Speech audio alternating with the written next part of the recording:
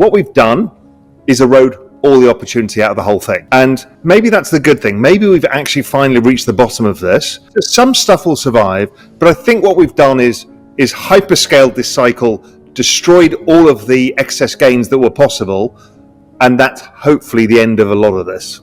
And we can then have a cleaner market. The market just erased a massive amount of fake wealth, and that might be a good thing. With speculation fading, crypto's real value is about to be tested. That's the latest insight from Real Vision CEO Raoul Pal.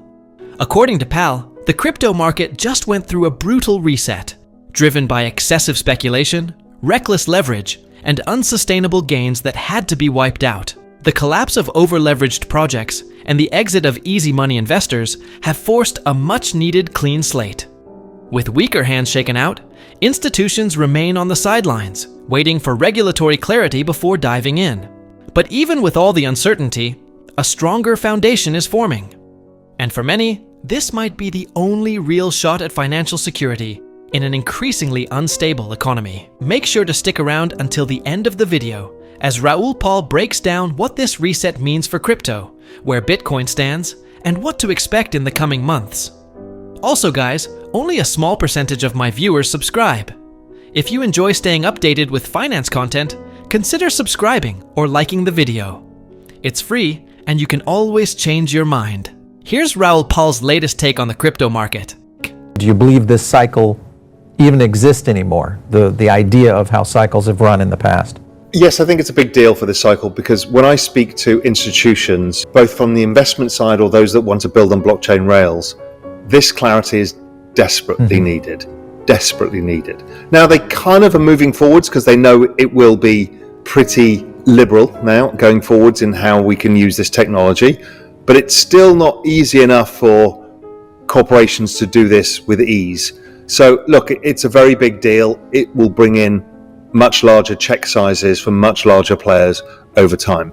So yes, for this cycle. In terms of cycles, unless the US government manages to pay off all its debt in one go, we're in this cycle. It's been the same repeating 4-year cycle. It's driven by the debt refinance cycle. It's a global cycle. There is no way around that because of the aging population and the debts that we have. The only thing is, will this cycle morph it somewhat? Of course, they all do. Like the last cycle peaked really early. Why? Because the business cycle peaked early. In March 2021, the business cycle and liquidity peaked.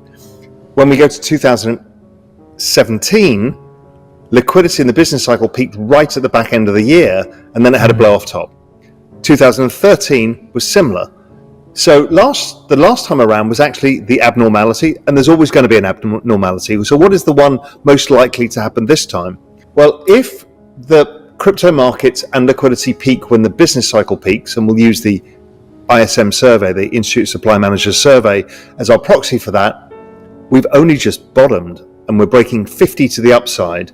And that's going to take several months or a year or so to get there. So probabilistically speaking, it might push it into 2026. So that's something we'd have to get our heads around, is actually it goes a bit longer than we imagined. So that's what I'm thinking about this cycle. Then we've got to think, okay, is the downside going to be the same? Because we've got new players, we've got ETFs, we've got different stuff. People can put Bitcoin in their 401k. And I would argue we probably have less downside. Bitcoin's downside has been less each cycle. So maybe it's down 50 or down 45 this cycle, versus NASDAQ would be down 20, let's say. That would make sense. Now, a whole bunch of everything else will go down 99% or 95%. But what we'll see is the majors going down less than previous cycles. I think that's my most likely outcome. And so it can catch people off guard, because if people are waiting for the bottom of a cycle in 2026 and it's more of a sloppy sideways range and everyone's expecting it to go lower, you can end up having this whole mess where you're very bullish but you don't own anything. So I think let's see how it plays out, but I think it'll always be different. I'm just trying to figure out where it's going to be different. It's definitely not going to be a short cycle, because we've only just started the liquidity cycle. We've only just started the business cycle. So it won't be short. Will it be towards the back end of the year, which would be normal? Or could it be back into 2026? And then what does 26 look like? Maybe less frantic than the last cycle, which we saw a lot of collapses and a lot of things going horribly wrong. But you've got to remember how money works. in the economy. Right now, there's all of these pension plans and all of these private equity funds and all these VC funds. They've had no exits. Nothing has gone public. Things like Stripe, still not public. Mm-hmm. Yep. In the crypto land, Circle, still not public. Mm-hmm. Kraken, still not public. So that we need to see the capital markets open.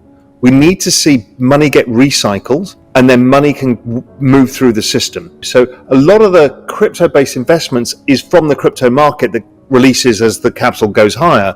But at the traditional investors, there's still not enough money. So we're having to bring in new capital, and that might be the Middle East or a couple of others. But we're not getting the traditional investors fully involved. They just don't have money right now.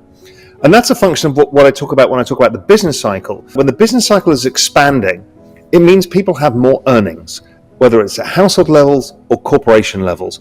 Those profits and earnings get recycled into investments. And that's what drives a lot of this. So we're still at this point where we don't have everything in place to have a massive institutional involvement, but we are definitely seeing signs of it. Once we get the regulatory clarity as well, just a basic guideline, it'll accelerate further. So I only see acceleration ahead, but it just takes time. Pal points out that Bitcoin's cycle is unfolding within a much larger global economic shift, and liquidity is only beginning to return. Volatility will persist, and the full impact of these changes may not be felt until 2026, but Bitcoin continues to prove its resilience as everything else struggles to keep up. The cycle may not follow past patterns, but one thing remains certain. Bitcoin endures while everything else scrambles to survive. Let's return to Raoul Pal as he shares more valuable info.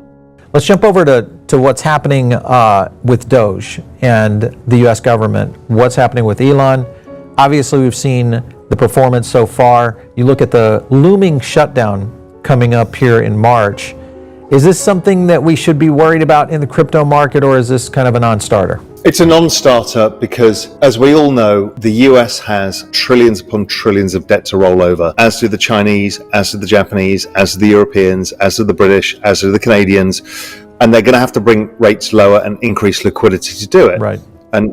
And everybody knows liquidity is actually the largest driver of asset prices. So if we have a government shutdown, we will use what's known as the Treasury General Account, which is the US government checking account, and we will drain that. Now there's $800 billion in that, so that's plenty of liquidity to start with. And then if they run out of that, there's plenty of other forms of liquidity. So I think that over time, yes, Elon is trying to stall payments. You know, they've laid people off, they put people on freezes, all of this stuff. So you'll have less deficit spending. Okay, great. But we still have all the existing debt to roll. So what we have to do is roll that. So liquidity has to come. So it's a good thing to do what they're trying to do. We can argue all day whether they're doing it the right way and to the right things and whatever. Yeah. But generally speaking, to be braver in how you lower government spending when you've got this much debt is an intelligent thing to do. I don't believe there's a debt crisis that comes. I just believe it just gets monetized. And so as opposed to a whole debt blow up where everything goes down 90%, we go from a debasement of money of 8% a year to a debasement of 12 or 14% a year. And that's pretty ugly. We might not want to know as people because it's ugly. But if we're participants in crypto markets, we've built this parallel financial system. I've been in this space since 2013, pushing this narrative forward. This is a parallel system that solves a lot of the issues that we've got. So we get a immutable source of truth for all forms of information, whether it's the government finances or who owns the security, whatever it may be. And so it is obvious that a source of immutable truth is better than a concealed lie driven by a bureaucratic machine of the government. So I think over time, it can only be positive. It really can.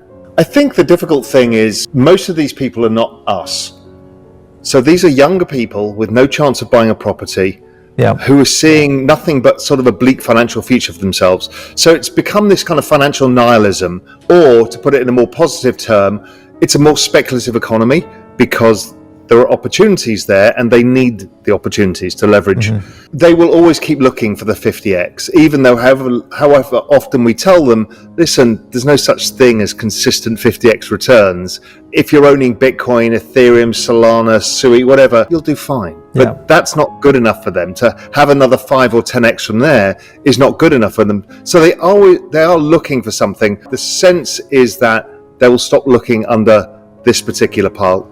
Yes, they might find memes, whether it's Pepe or whether it's Doge or whatever, that survives and does well. But I'm not entirely convinced that meme coins will be the great attraction any longer. We had this market of like high-end art that did really well, then the PFPs, and then there was millions of PFPs, and the whole lot went to zero. And by the second cycle, we can see that punks retain value and Bored Apes retain value and Pudgy Penguins, but a whole bunch of them don't. So I think it's the right process. The creative destruction cycle in crypto is very fast and very brutal, and that's maybe a feature. It's a feature, not a bug, I think, probably. It's just been this endless cycle of people who are trying to capitalize in on this. The issue being is that everybody's getting destroyed by this. So if we go back to meme coins 9 months ago, you could make some money. They would go from a low market cap, and then maybe they go to $1 billion. And people had a real chance. And then more and more issuance came, and more kind of insiders were part of it. And it just became this endless slew of new issuance, of which the people would get out after day 5, and then day 3, and then day 2, and then hour 5, and then hour 2, and then hour 1, and then 30 seconds after launch. So they've got faster and faster and faster and faster, and more of them. That what we've done is erode all the opportunity out of the whole thing. And maybe that's the good thing. Maybe we've actually finally reached the bottom of this. And some memes will survive, because memes survive all of humanity.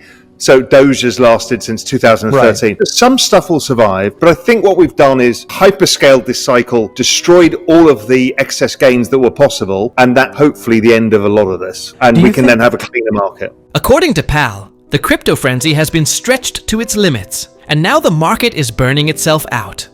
What started as a gold rush with massive gains has become an oversaturated mess, where insiders and bots exit within minutes, leaving almost no room for real profits. Some original memes, like Dogecoin, will survive, but the era of easy wins is ending.